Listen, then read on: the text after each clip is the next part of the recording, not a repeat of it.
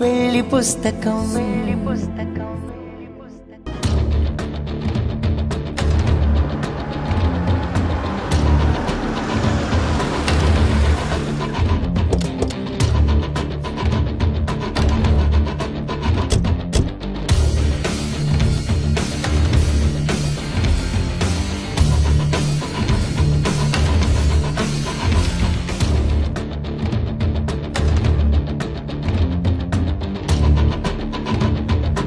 ఇప్పటికైనా మనం రియాక్ట్ అయ్యాం కాబట్టి సరిపోయింది.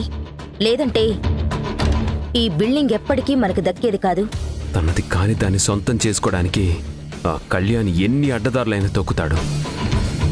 ఇన్నాళ్ళు చూస్తూ ఊరుకున్నాను. ఇక నుండి క్షమించేది లేదు.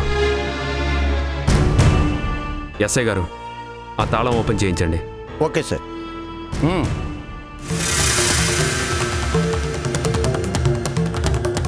ఆపండి.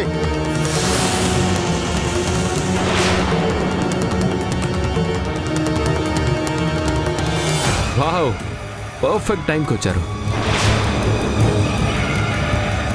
సార్. మీరు కష్టపడకండి. ఫేక్ ఓనర్స్ కీస్ తీసుకొచ్చినట్టున్నారు. ఎవరిని ఫేక్ ఓనర్స్ అంటున్నావు? ఇంకెవరు, మీరే. మనం తర్వాత వాదించుకుందాం, కానీ తాళాలు ఇచ్చి చిన్నగా ఇంటికి వెళ్ళండి. ఇంటికి వెళ్లాల్సింది మేం కాదు, నువ్వు. మా పర్మిషన్ లేకుండా ఈ బిల్డింగ్ దగ్గర నీకేం పని?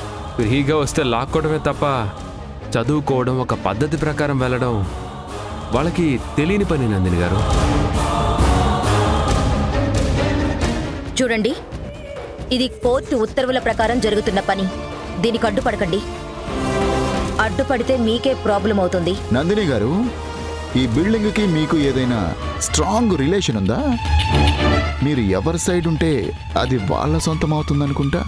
మీ గురించి ముందే తెలుసుంటే ఈ బిల్డింగ్ పర్మనెంట్ గా నిహారిక కన్స్ట్రక్షన్ పేరు మీదే ఉండేది. ఇప్పుడు తెలుసుకున్నాను కాబట్టే నిజాన్ని, నిజాయితీని గెలిపిస్తున్నాను. వాళ్ళ కథంతా వివరించడం ఎందుకు? Time waste. మీరు లాక్ ఓపెన్ చేయండి. ఓపెన్ చేయడానికి వీల్లేదు. ఈ ప్రాపర్టీ మాదని చెప్తున్నాం కదా. మీది కాదు, ఇది నిహారిక కంపెనీ ప్రాపర్టీ. మీరు బ్రేక్ చేయండి. ఏయ్, నిన్నే ఆగండి సార్. మీరు ఇక్కడ ఇష్యూ చేయకుండా వెళ్ళండి. నన్నే వెళ్ళమంటావా? నేనెవరో తెలుసా? నాకు మీ డిపార్ట్మెంట్లో ఎంత ఇన్ఫ్లుయెన్స్ ఉందో తెలుసా? ఇన్ఫ్లుయెన్స్ గురించి తెలియదు, కానీ నువ్వు చేసిన స్కాములు, మోసాలు మొత్తం తెలుసు. నందిని గారిని సబ్మిట్ చేయమంటావా? నేను వద్దనుకుంటే నీ దగ్గరకు వచ్చిన లాయర్ని చూసి కాలర్ ఎగరేస్తున్నావా? కాదు, నీ గురించి అన్నీ తెలిసిన మనిషి నా టీంలో చేరినందుకు గర్వపడుతున్నాను. ఎస్ఐ గారు, అతను న్యూసెన్స్ క్రియేట్ చేయడానికి వచ్చాడు. దయచేసి పంపించేసేయండి.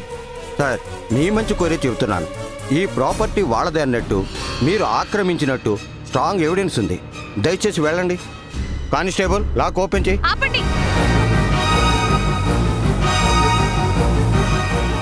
నన్ను చంపి అప్పుడు ఈ లాక్ ఓపెన్ చేయండి.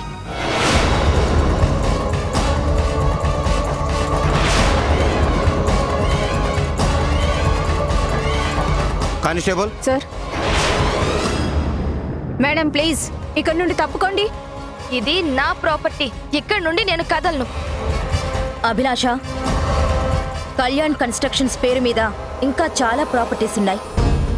వాటిలో ఏదైనా నీ పేరు మీద రాయమను. ఇక్కడ మాత్రం అడ్డుపడద్దు. లేదు, నాకు ఇదే కావాలి.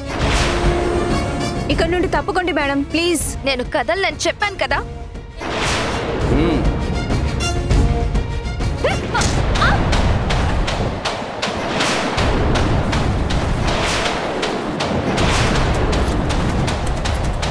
నన్నే టచ్ చేస్తావా? నిన్ను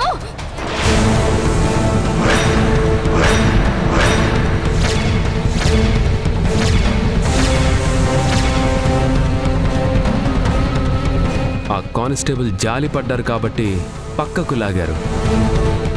అదే నేనైతేనా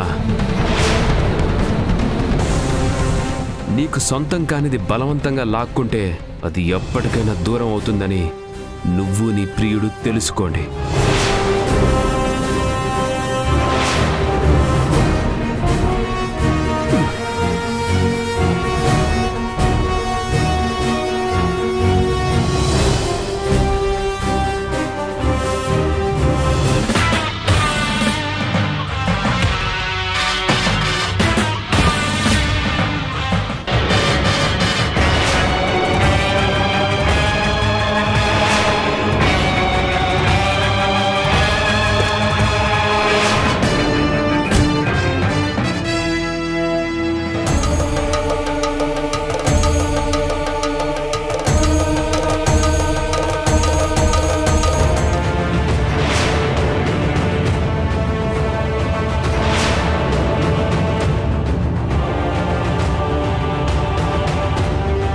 ఇంకొక్కసారి నిహారిక ప్రాపర్టీ జోలికొచ్చినా, మీది కాని వాటి మీద ఆశ పడినా, కబ్జా చెయ్యాలన్న ఆలోచన వచ్చినా, మీకన్నా నీచంగా, మీరు కూడా ఊహించినంత దారుణంగా నా ప్రవర్తన ఉంటుంది.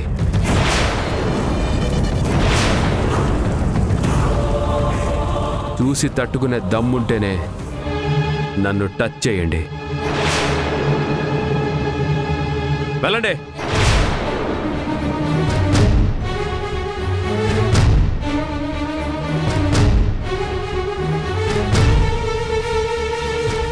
కంగ్రాట్స్ నందు గారు. Thank you Nandini. గేట్లు ఓపెన్ చేయండి.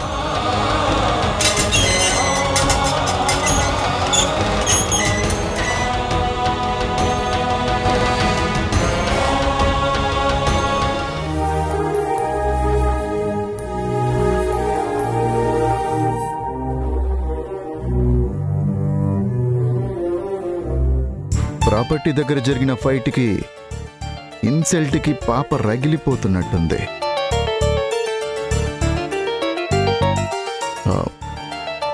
అభి, కళ్యాణ్, ఈ రోజు ఇష్యూ అయిన ప్రాపర్టీ నిజంగా నా పేరు మీదే రాసావా? అవునభి, డాక్యుమెంట్స్ కూడా ఉన్నాయి. ఆఫీస్కి వెళ్ళి తీసుకురానా? ప్రాపర్టీనే పోయినప్పుడు ఇంకా డాక్యుమెంట్స్ ఏం చేసుకోవాలి?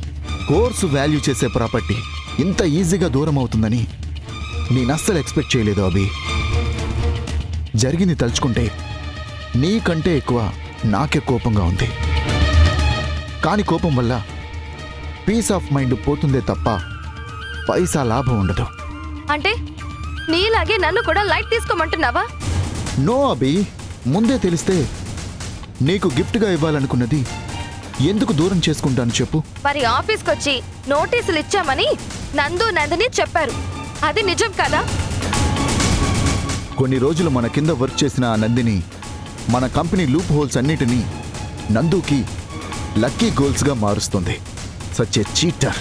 చీటర్ నందిని కాదు, నువ్వు.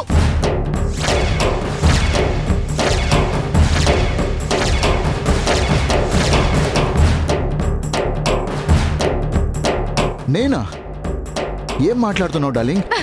టచ్ చెయ్యొద్దు, నటించొద్దు. ఇంకా నీ నాటకాలు భరించడం నా వల్ల కాదు. నీ ప్రేమ నిజం కాదు కాబట్టి నాకు ప్రతి క్షణం నీ మీద అనుమానంగా ఉంది. ఏంటలా చూస్తున్నావు? నీ గురించి నాకేమీ తెలీదు అనుకున్నావా?